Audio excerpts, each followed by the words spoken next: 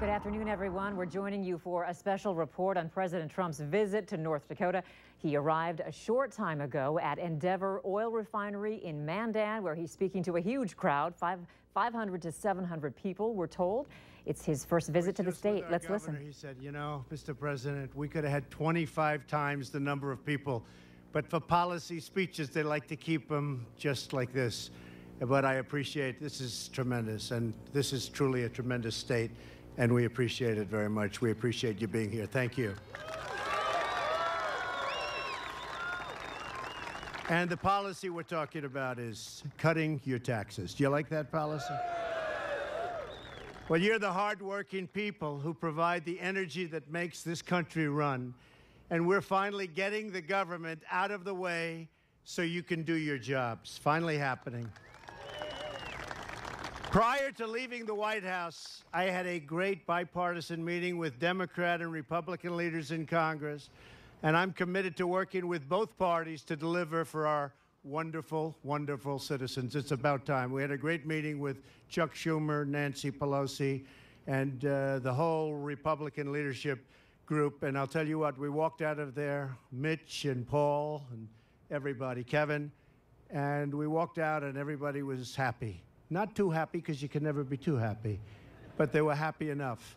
And it was nice to see that happen for a change, because that hasn't happened for a long time in this country, for a very long time. I want to take a moment to send our thoughts and prayers to the people of Texas and Louisiana who have truly suffered through a catastrophic hurricane. One of the worst hurricanes in our country's history. And guess what? We have another one coming. You see that. But our hearts are heavy with sadness for those who have lost everything. They've also filled us with hope, because you watched and you witnessed the unyielding strength and resilience of the American spirit. You looked at that in Texas. You looked at Louisiana. You saw the spirit. You saw the spirit of so many other people coming from all over. It was a great thing. I was there twice, and I will tell you, the people were absolutely incredible, what they've gone through. You would not believe this could have happened. And I know you have a little bit of a drought. They had the opposite, believe me. You're better off. You are better off. They had the absolute opposite. The compassion of our citizens and the courage of our first responders makes us all very proud to be an American.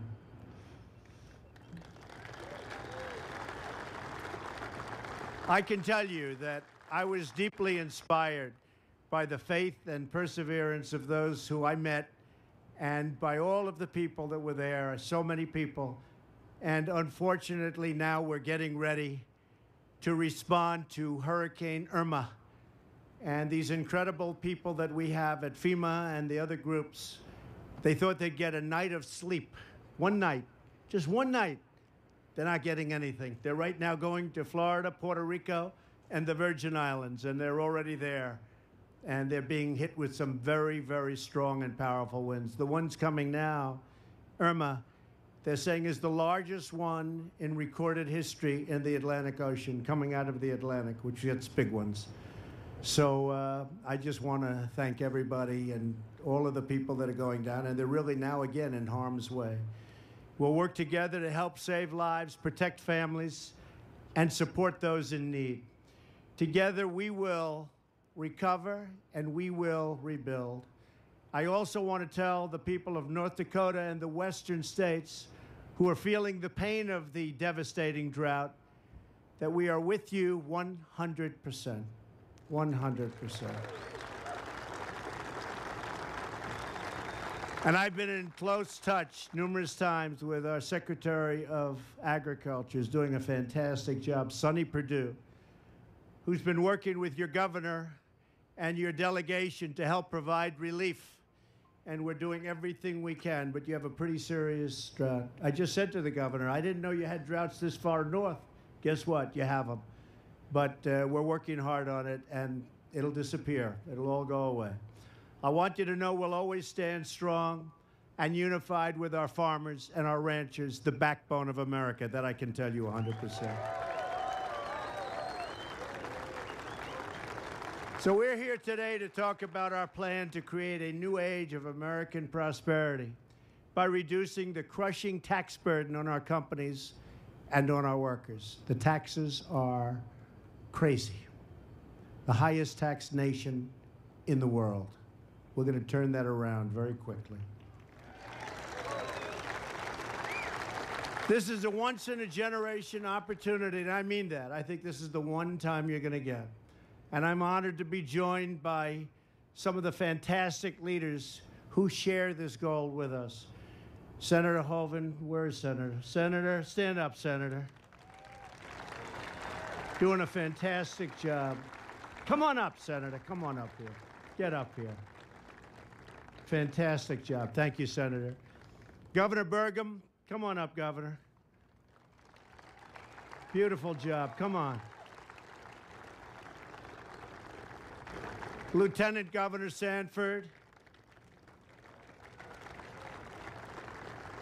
The governor told me he's the best lieutenant governor in the country, so I don't know. We'll check it out. Congressman Kramer.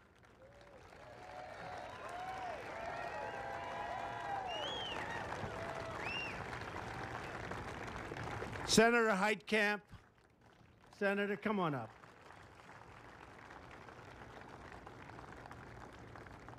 And I have to say, you are all in favor of tax cuts, aren't you? Absolutely. Absolutely. Well, come on up, Senator. These are great people. They work hard. They're for you 100%. And we just want their support because we need support. You see that with what's happening in Congress. Nobody can get anything through Congress. We need support. So thank you, Senator Heitkamp. Everyone's saying, what's she doing up here? But I'll tell you what. Good woman, and I think we'll have your support. I hope we'll have your support. And thank you very much, Senator. Thank you for coming up. Senators, thank you. Thank you.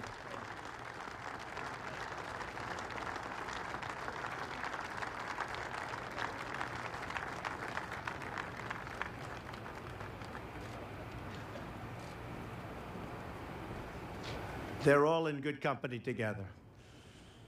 But working together, we're going to restore America's competitive edge by passing tax cuts and reform that will make America the best place in the world to hire, invest, and to grow. We love our country, we love our people, and we want to create more jobs in America for Americans. I want to welcome a great friend and a true American visionary who has created thousands of jobs in North Dakota and all around the country, and he's been a friend of mine right from the beginning. He said I should do this. Absolutely, you have to do it. A great, great American success story, Harold Hamm. Where's Harold? Where's Harold? Come here, Harold.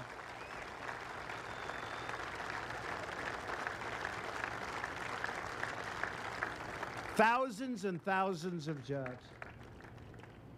You know, Barry Switzer was up in my office, and I never heard this statement. You probably have heard this, but Harold was a little bit late, and Barry was talking to me. Barry's a great guy, great football coach. I think he won a Super Bowl and a college #1, right?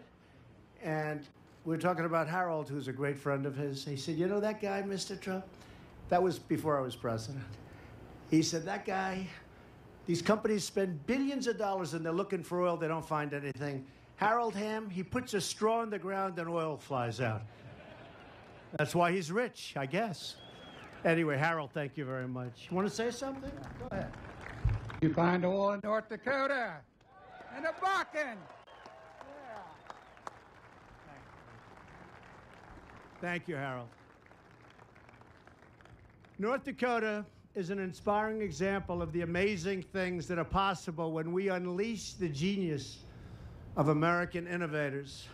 Unite the red tape, and I'll tell you, and we have to unite everything, and all that red tape becomes beautiful when you get rid of it. And we're getting rid of, are we getting rid of a lot of red tape, by the way?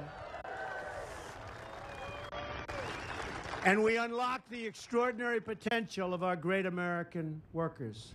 North Dakota chose to embrace American industry and the American worker, even when many in Washington wanted to tax and regulate your industries totally out of existence. And you knew that.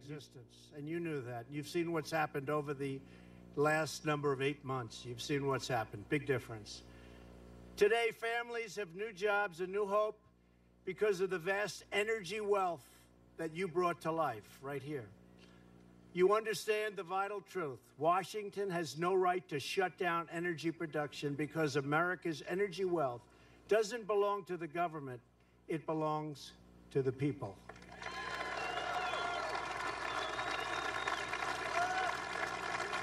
It belongs to hardworking patriots like you because of the North Dakota energy miracle, and I call it a miracle.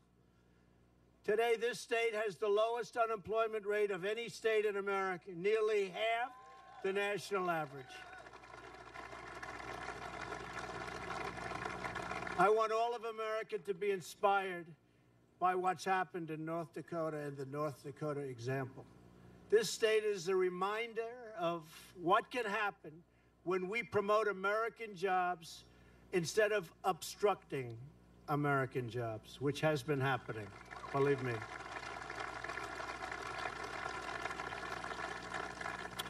And by the way, Ivanka Trump,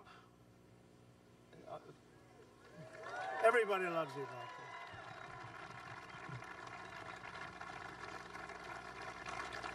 Come up, honey. Should I bring Ivanka up? Come on.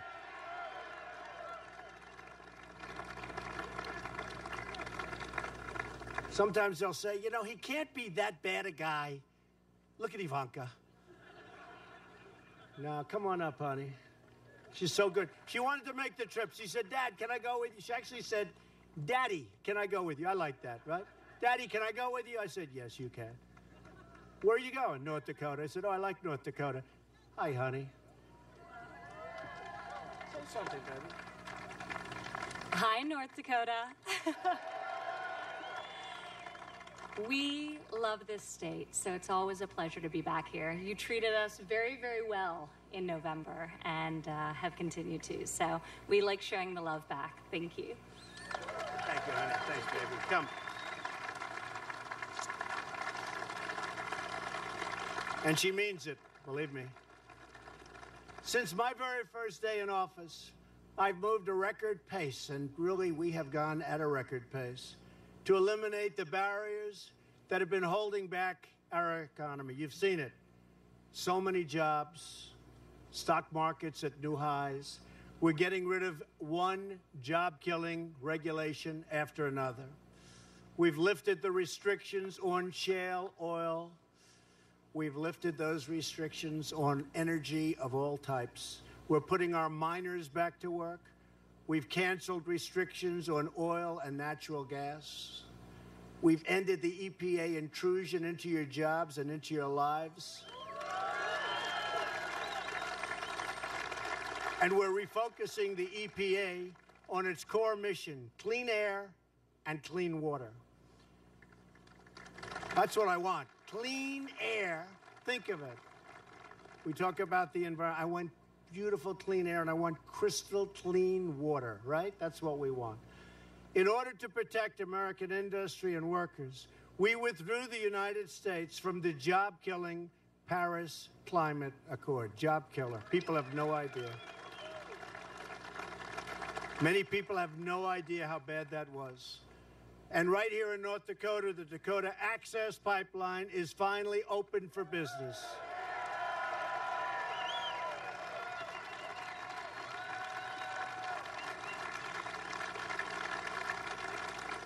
Now, what other politician, if elected president, would have done that one? They would have stayed so far away. And I did it immediately. And I didn't even do it in that case for jobs. It was the right thing to do. And that is flowing now beautifully. So it was the right thing to do.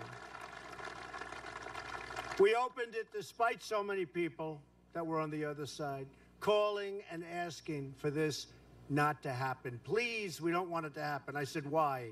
They didn't know. There was no, they just didn't want it to happen. So I did that. I also did Keystone. You know about Keystone. Another one. Big one. Big. First couple of days in office, those two. 48,000 jobs. Tremendous, tremendous thing. I think environmentally better. I really believe that. Environmentally better. So I'm keeping my promises to the American people. I do what's right. That's all. I just do what's right. I don't think about it. I do what's right.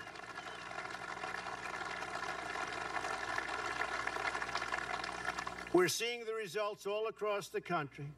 Already, unemployment is near a 16-year low. African-American unemployment is at its lowest point since almost the turn of the millennium. Wages are rising. Optimism among manufacturers is at an all-time high. That's something I'm very proud of. And they're moving back. Tell you. The companies are moving back. The car companies are coming back. They're going back into Ohio and Michigan and Pennsylvania and lots of places. Kentucky, car companies, they're moving back. And they got to move back. Because why should we be allowing other countries to make it, sell the cars, no cost, just put them right through our borders, cause us unemployment? It's not happening that way, believe me. And it's going to be more and more so. Because, you know, like you have to cut through red tape to do things, hard to believe. I have to cut through red tape to do things, too. They have it set, I'll tell you. America is back, and it's back right on track where it should be, and it's happening day after day after day. And we have certain areas where you have to give notice of 90 days before you can touch an act, or before you can touch an executive order. Then you have to wait another 30 days, and then another 90 days. Well, believe me, all of those days are coming up. And tremendous numbers of regulations have been cut. But soon you're going to see even more. And we're going to have regulation, because regulation is not bad, but you don't need 25 times what you're supposed to have. So we're going to have sensible regulation. But our country and our economy cannot take off like they should unless we reform America's outdated, complex, and extremely burdensome. I mean, this is so complicated and so burdensome, our tax code. Our painful tax system has become a massive barrier to America's economic comeback. It really is. We're penalized. It costs us millions of American jobs, trillions of dollars, and billions of hours wasted on paperwork and on compliance. Our tax code is a giant self-inflicted economic wound. In the last 10 years, our economy has grown at an average of only around 2%, and some would say less than that. When I talk to the leaders of other countries, I speak to them all the time, they're unhappy about 7 or 8 points of growth, GDP. I spoke to a leader of a major country recently. Big country. They say our country is very big. It's hard to grow. Well, believe me, this country is very big. How are you doing? I said, because I have very good relationships, believe it or not, with the leaders of these countries. I said, how are you doing? He said, not good at all. Our GDP is 7%. I say 7%. Then I speak to another one. How are you doing? Not good. Not good. Our GDP is only 9%. Our GDP, if you look at our number when we first got in, we were hitting 1% numbers, and nobody even talks about it. Well, last quarter, we hit 3% GDP.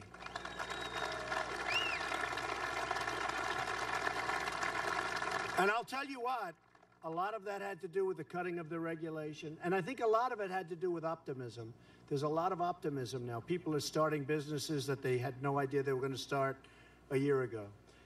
If we sustained 3% growth instead of 2%, only 1 point, and I think we have a long way to grow. I know we have a long way to grow. That means 12, think of it, 1 point, 12 million new jobs and $10 trillion of new economic activity over the next decade. Think of it. $10 trillion. And if we ever went to 4%, think of that, or 5%, or 6%, let's see what happens. They were all sort of smiling when I said 3%. I must say we hit the number faster than I thought, but we hit 3% last quarter. If we want to renew our prosperity, restore our opportunity, and reestablish our economic dominance, which is what we should be doing, then we need tax reform that is pro-growth, pro-jobs, pro-worker, pro-family, and yes, pro-American.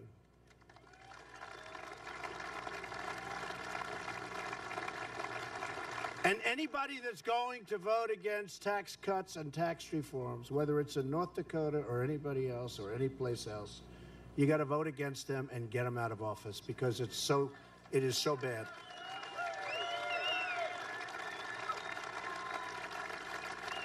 This is not a close one. My administration is working with Congress to develop a plan that will deliver more jobs, higher pay, lower taxes for businesses of all sizes and middle-class families all across the nation. So it's not only business taxes, it's middle-income families, it's families at every level, tax cuts. Our tax plan represents a sharp reversal from the failed policy of the past.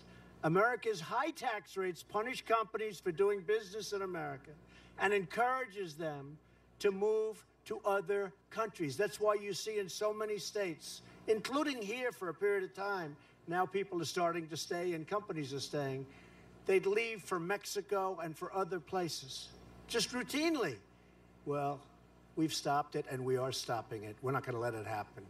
There has to be a price to pay when that happens, when they let our people go and that happens, and they think they can sell the product right back into the USA. There's going to be a big price to pay, and there has been, and that's why you're seeing a big change. These Washington policies have pushed industries and companies offshore, who then import their goods back into America and lay off their workers in the process. We end up with nothing. Not going to happen. My administration strongly rejects this offshoring model, and we've embraced a new model. It's called the American model. Very simple, the American model. Under the American model, we're reducing the burdens of our businesses as long as they do business in our country. We want them to do business made in the USA. We want them to do business in our country. We want our companies to hire and grow in America, to raise wages for American workers, and to help rebuild our American cities and towns. That is how we will all succeed and grow together as one team, one people, and one American family. It's love, one American family.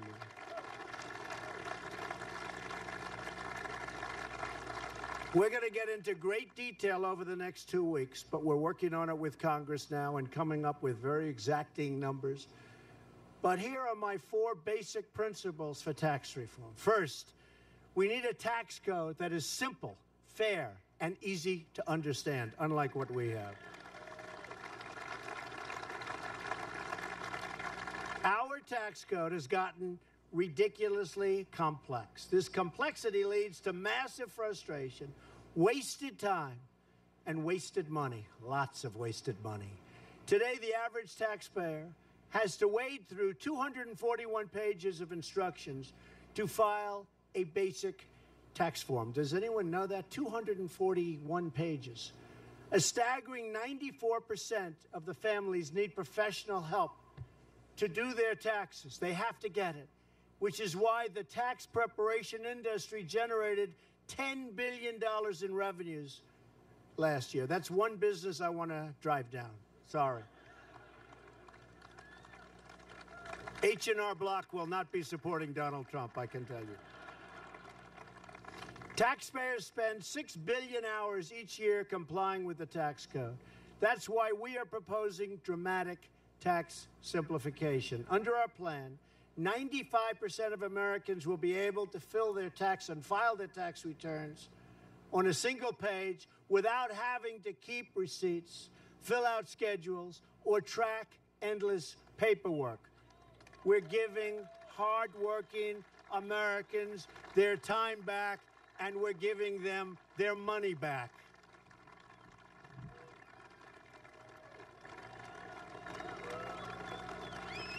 Thank you. Second, we will cut taxes for middle-class families. This is a major, major tax cut, the biggest since Ronald Reagan.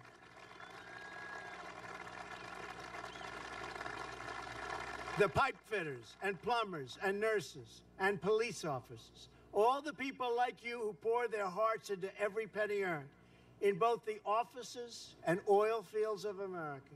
You're the ones who carry this nation on your back, and it's time for you to get the relief that you deserve. It's enough. It's enough. That's why our tax plan will reduce taxes for our middle class and allow them to keep more of their own money, keep that hard-earned money where you can spend it the way you want to spend it, or guess what? You can also save it. Nothing wrong with that. But it's your money, not the government's money.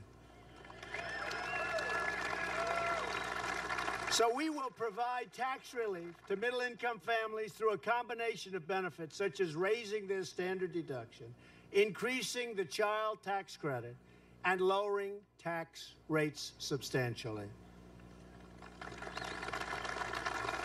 Third, we need a tax code that restores our competitive edge so we can create more jobs and higher wages for American workers.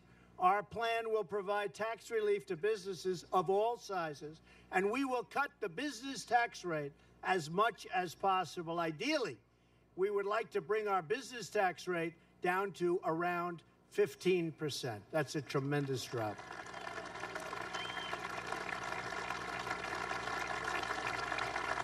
All told, it'll be the greatest tax reduction in the history of our country, greater than ever before. So that's going to be something. You'll see a rocket ship. You will see something happen like you've never seen.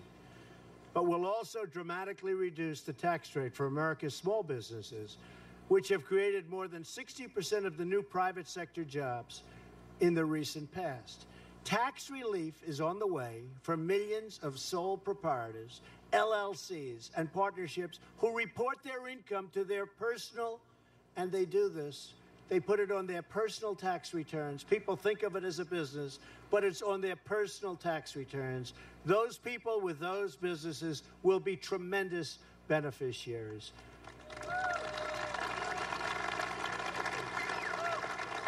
Sounds like many of you have those businesses. Tax reform will also benefit mid-sized businesses like North Dakota Guarantee and Title Company in Mandan. You know that company, anybody? President Nick Hacker. Where's Nick Hacker? Hello, Nick. How are you, Nick? How's business, all right? Getting better all the time. He says that he spends a fortune on accountants to navigate our complicated tax system. We know the feeling. Everybody here knows the feeling.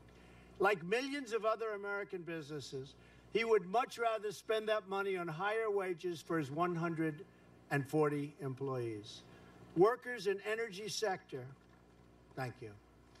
You have a lot of friends here, Nick. The workers in the energy sector will benefit enormously as well. North Dakota State Senator Jessica Unruh. Where's Jessica? Where's Jessica? Hello, Jessica. Congratulations. Doing a good job, right? That's what I hear. Who is also an environmental specialist, says lower business taxes will be a catalyst for energy companies to hire countless of new American workers. So important.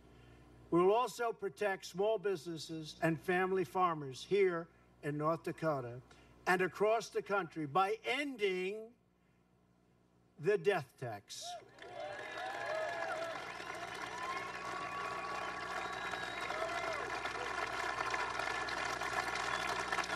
Tremendous burden for the family farmer.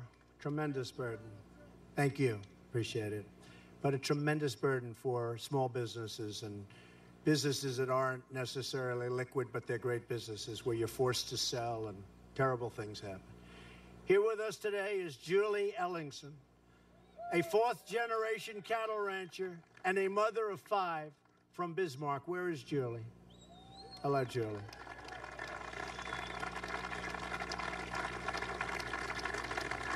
Like many family ranchers, Julie worries about the death tax shutting down her family business and keeping her from passing it on to her children. It's a devastating tax. Julie, we are not going to allow the death tax or the inheritance tax or whatever you want to call it to crush the American dream. I'm not going to let it happen, so fighting hard. Thank you, Julie. Ronald Reagan proved that cutting taxes on American businesses helps American workers win in the world marketplace. When President Reagan lowered taxes, American businesses beat out our foreign competition. Our economy boomed, the middle class thrived, and median family income increased. But then Washington stood by while other countries adopted our playbook. But they did it even better than us. They lowered their tax rates and reformed their tax systems to be more competitive substantially than that of the United States of America. And America went from leading the pack to following way behind. Now our business tax rate is the highest in the developed world, 60% higher than our foreign competitors. Pretty bad. Puts us at a big disadvantage. We're behind France, behind Germany, behind Canada, Japan, Ireland, Mexico, behind South Korea. We're dead last. Our high business tax is nothing more than a crushing tax on every product made in America. We have totally surrendered our competitive edge to other countries, but we're not surrendering anymore.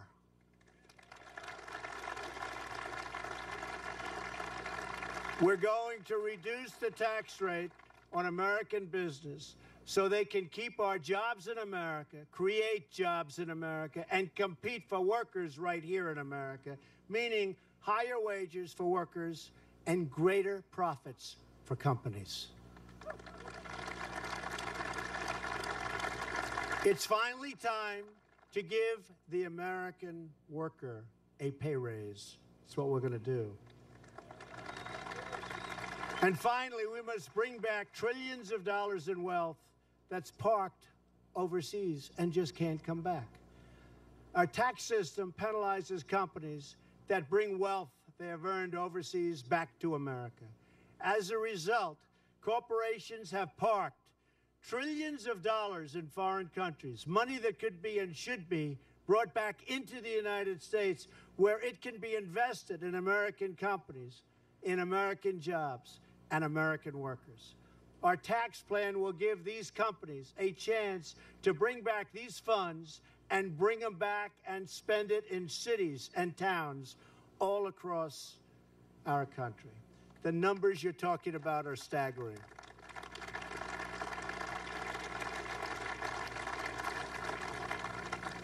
The numbers we're talking about are probably between $3.5 and $5 trillion that cannot come back into our... And think of it, the Democrats wanted to come back, the Republicans wanted to come back. They have for years, and nothing gets done. We're going to get it done.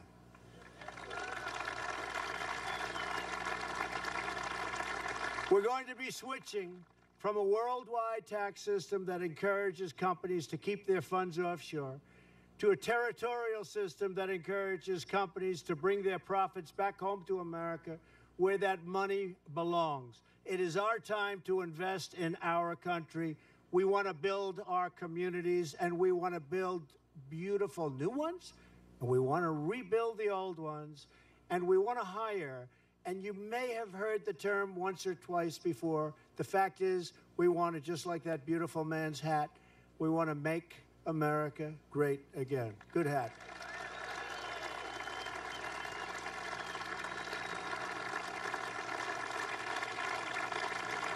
This is a once-in-a-generation opportunity to reform taxes, rebuild our economy, and restore America's competitive edge. History has proven time and time again that there is no power on earth more awesome and unstoppable than the will of the American people. You saw that on November 8th, believe me. You saw that on November 8th. If you demand it, and if you call up people in Congress, good people, sometimes maybe not the right intention, but good people, Congress will deliver on it because they have no choice. So you have to call your congressmen, you have to call your senators, you have to make sure that they do what they have to do.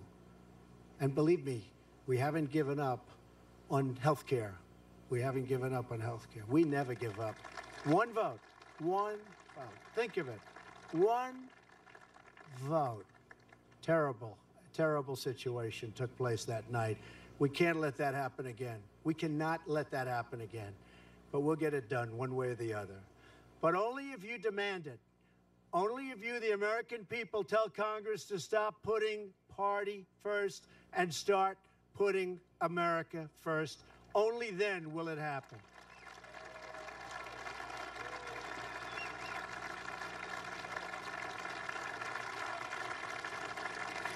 You can remind them that both of the Reagan tax cuts were passed by a Democratic majority in the House, a Democratic Speaker, and a vast majority of Democrats in the Senate, including a Democratic senator from the great state of North Dakota. So it can happen. You listening, Heidi? Yes, Heidi's listening. Yes, she heard that. Thank you, Heidi. We're not going to put her on the spot. I'm not putting her on the spot. If Democrats don't want to bring back your jobs, cut your taxes, raise your pay, and help America win, voters should deliver a clear message. Do your job to deliver for America, or find a new job. Do something else. Just do something else. I'm asking all Americans, Republican, Democrat, and Independent, to join with me, with each other, to demand tax cuts and tax reform that will put America first. We're going to put America first. It's time. We no longer have to accept a tax code that lets special interests win at the expense of the middle class. We no longer have to accept a rigged system. You know all about rigged systems? We talked about that plenty times in the campaign. You think anything's so different? But we're going to make it different. We're going to get that straightened out, too. That rewards companies for shipping jobs overseas and punishes them for investing in America. They actually get punished under the tax code for investing in our country. It's going to all change. We can heal the self-inflicted wound, and we can reestablish our economic dominance all over the world. We can give our workers the level playing field they deserve, and they will win, because if the fight is fair, no one on earth can beat the American worker or the American company. Nobody, nobody.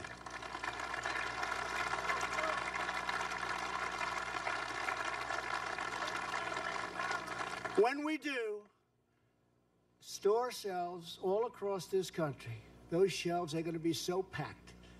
All around the world will be lined once again with products proudly bearing the words, "Made in the USA." So, do you remember when we're growing up, it was either made in America or made in the USA?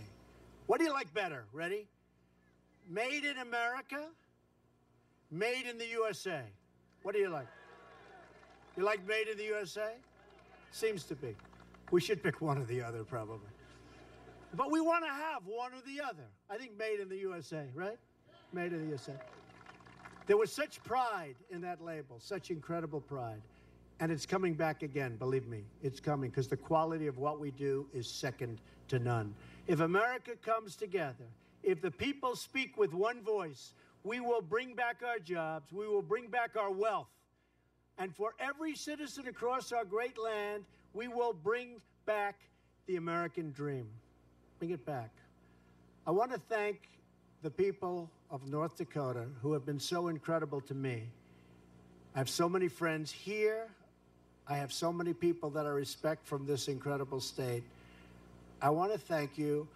I want to say God bless you. God bless the American worker. And God bless the United States of America. And I appreciate you being out here today. Thank you. Thank you. Thank you, folks.